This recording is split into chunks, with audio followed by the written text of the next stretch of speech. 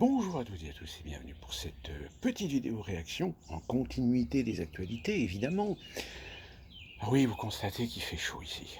Ça y est, on est à peine arrivé au mois d'avril, on est le 2 avril, que ici en Caroline du Nord on commence à prendre les températures, mais les températures de 25 degrés, en sachant que l'été on y est sur du 35 à 40 degrés. Alors surtout ce qui est très ennuyeux ici, c'est l'humidité. Là, on est déjà à 60% d'humidité. C'est pour vous dire que là, la nature explose. Et avec, évidemment, les pollens. Marine Le Pen fait un appel. La Cour de cassation, je crois que c'est la Cour de cassation, a donc annoncé qu'elle délivrerait son jugement à l'été 2026.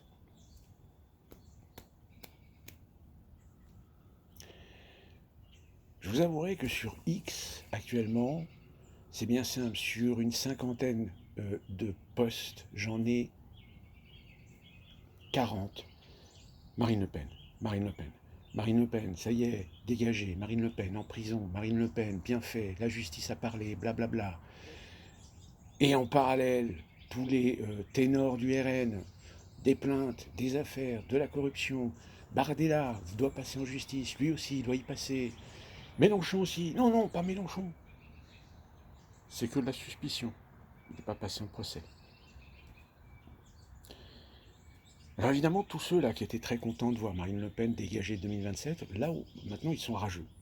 Ils sont rageux parce que oui, en effet, la décision qui sera rendue en 2026 va sans doute permettre à Marine Le Pen d'être présidentiable. Pourquoi? Parce que, en effet, certains disent oui, la justice a été rendue, c'est la loi, machin, etc. Oui. Elle n'a pas commis la faute elle-même, elle n'a fait que hériter de la faute de son père. Mais en cela, sa faute, c'est de ne pas avoir dénoncé la pratique et d'en avoir bénéficié. Elle a été prise la main dans le sac, elle a été condamnée. Là-dessus, il n'y a pas de souci. Mais le souci qui se pose, c'est que si la justice a été prompte à punir Marine Le Pen jusqu'à la rendre inéligible, le problème de tous ces petits rageux, de ces petits gauchistes de chiasse de merde qui sont en train de jouir le fait que Marine Le Pen, maintenant c'est autour de Bardella, etc. Mais j'ai envie de leur dire, mais alors, dans votre camp, est-ce qu'ils sont si vertueux? Célineau d'ailleurs a été honnête, hein. Il a dit, vous savez, dans ces milieux politiques, de toute façon, personne n'est vertueux. Tout le monde croque. Il y a quelques vertus en effet, mais ceux-là, ils sont invisibles. Ceux-là, ils n'existent pas dans le débat. Ceux-là, vous ne les voyez jamais dans les médias. C'est une mœurs, c'est une pratique. Sauf que c'est une pratique qui sert les intérêts de ceux qui ont réellement le pouvoir, c'est-à-dire la finance, qui à un moment donné, lorsque une personnalité politique commence à prendre de l'envergure, commence à prendre de la popularité, si cette personnalité politique n'est pas celle qui a été choisie, eh bien, elle dégageait. Fillon. Fillon n'était pas le choix du système. Fillon pouvait faire de l'ombre à Emmanuel Macron. Et donc Fillon a été dégagé. On sort les dossiers. Puis attention, quand on sort les dossiers, c'est pas forcément en interne. Ça peut être aussi en externe. Souvenez-vous, je vous avais parlé du Mossad. Le Mossad est très réputé pour avoir des dossiers sur tout le monde, même des Français.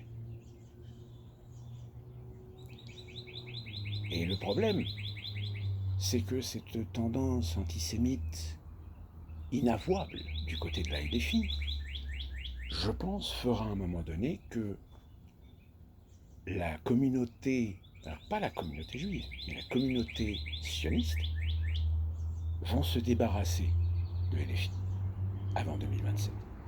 Ils sont déjà condamnés, ils sont déjà sacrifiés. Le seul problème, c'est qu'il faut une alternative en gauche.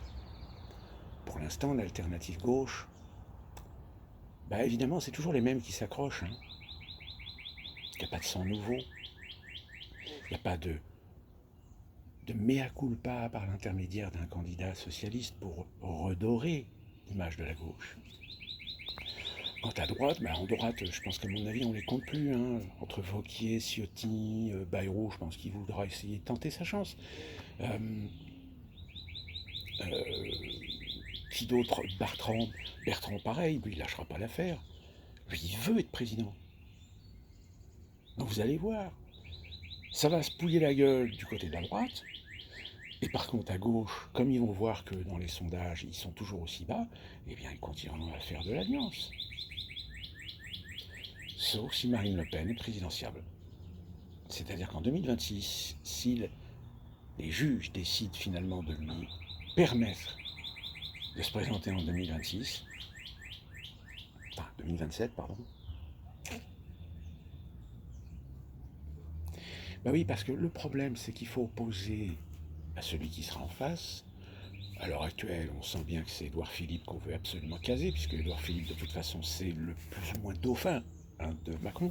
C'est celui qui a doublé par le système financier et qui a pour mission de continuer à détruire le pays et à vendre le pays par petits bouts à Bruxelles. Bardella n'a pas les épaules pour ça. C'est-à-dire que là, aujourd'hui, en condamnant Marine Le Pen à ne pas être présidentiable, ça veut dire qu'il peut y avoir n'importe qui en face qui pourrait gagner. Alors qu'avec Marine Le Pen, on vous refera encore une troisième fois le scénario.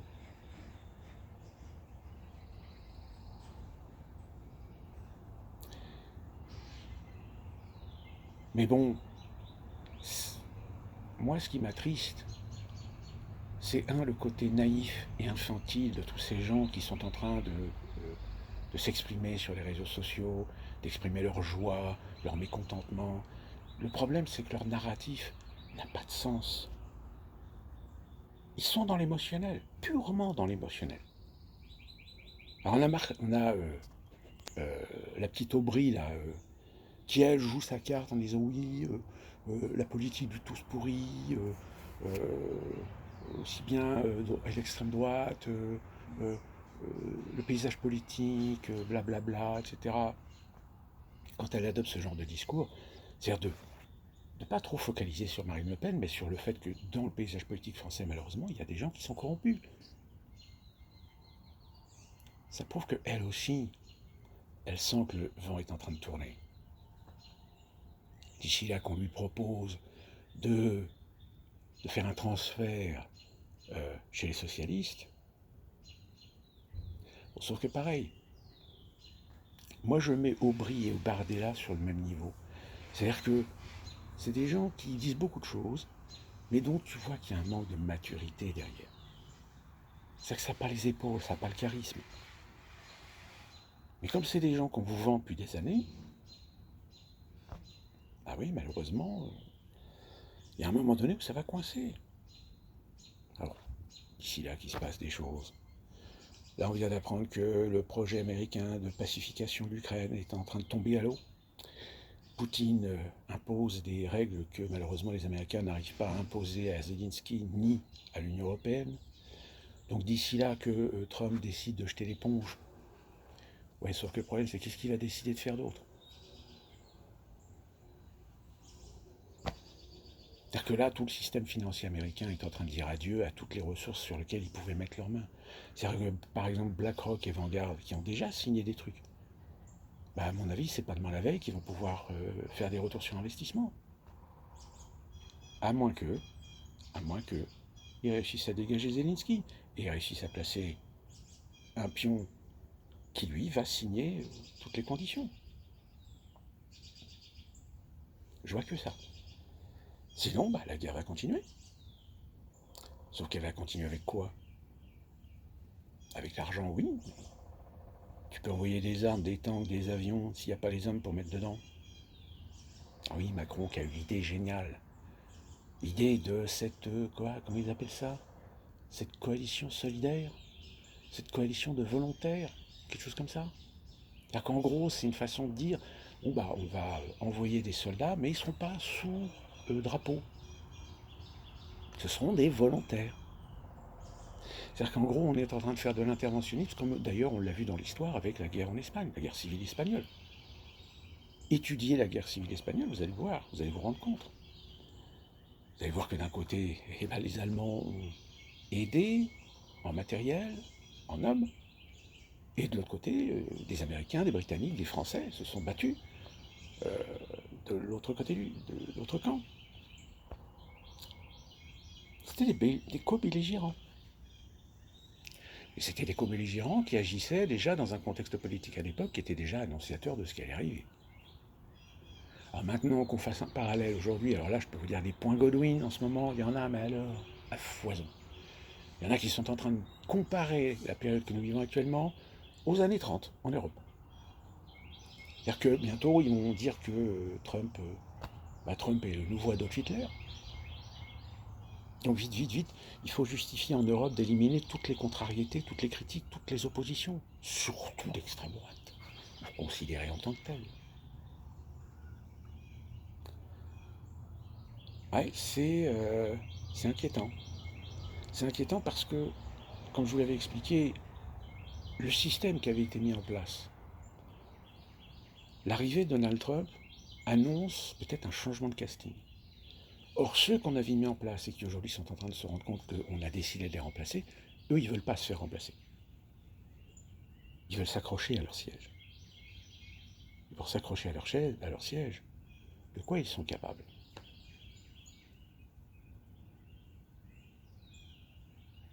Et puis, n'oubliez pas que ce fameux nouvel ordre mondial, ceux qui en sont souvent les investigateurs, les promoteurs, sont, entre autres, parfois, souvent, des gens à sang bleu, des gens des monarchies européennes. Je vous invite à regarder, par exemple, qu'est-ce que le Bilderberg?